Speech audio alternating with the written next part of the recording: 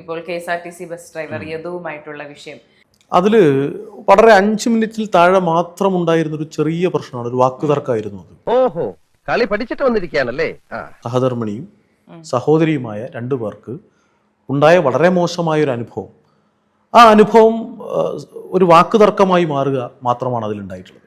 ആ പറഞ്ഞവനെ ഇങ്ങോട്ട് വിളിച്ചോണ്ടാ അടിച്ചവന്റെ കർണക്കുട്ടി ഞാൻ പൊട്ടിക്കും. അത് സാധാരണഗതിയിൽ നമ്മുടെ നാട്ടിൽ എല്ലായിടത്തും അത്തരം അനുഭവങ്ങൾ ഉണ്ടാകുമ്പോൾ സ്വാഭാവികമായ പ്രതികരണങ്ങൾ ഉണ്ടാകും.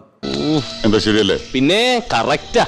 അത് സ്ത്രീകളിൽ നിന്നാകുമ്പോൾ പ്രത്യേകിച്ച് ആ പ്രതികരണം ഉണ്ടാവണം എന്നുള്ള അഭിപ്രായക്കാരനാണ് ഞാൻ. കാരണം ഇവനെ സൂക്ഷിക്കണം, ഇവൻ നമ്മളെ കുഴപ്പിക്കാനുള്ള പരിപാടി, ഇവനിതിൽ എന്തോ കൈയുണ്ട്. എന്നിട്ട് പറയാനുള്ള കാര്യങ്ങൾ പറയുന്നതിൽ എന്താണ് തെറ്റ്? ബസ് തടഞ്ഞു നിർത്തി എന്നുള്ളത് വസ്തുതാ വിരുദ്ധമാണ്.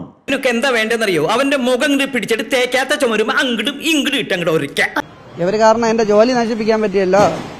അവർക്കൊരു കൂസലും ഇല്ലല്ലോ. അവർ ഇത്രയും തെറ്റ് ചെയ്തിട്ട് അവർക്കൊരു കൂസലും ഇല്ല. ഇല്ല, അവരെ സപ്പോർട്ട് ചെയ്യല്ലേ മന്ത്രിമാരും, ഇവിടുത്തെ നിയമവ്യവസ്ഥ എല്ലാം അവർക്ക് സപ്പോർട്ടാണ്. നമ്മളിപ്പോ സാധാ ഡ്രൈവർമാരെ തലയിൽ കയറാനല്ലേ ആളുള്ളൂ.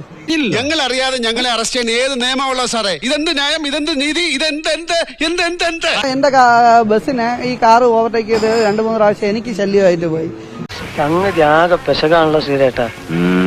പ്ലാമൂട് സിഗ്നൽ എത്തിയപ്പോഴത്തേക്ക് അത് കഴിഞ്ഞ് കയറിപ്പോയപ്പോ ഇടത് സൈഡിൽ കൂടെ ഈ കാർ ഓവർടേക്ക് ചെയ്യാൻ വേണ്ടിട്ട് നോക്കിക്കൊണ്ട് ചിരിക്കണ്ട, ദൈവം ഒരാള് മുകളിലുണ്ട്.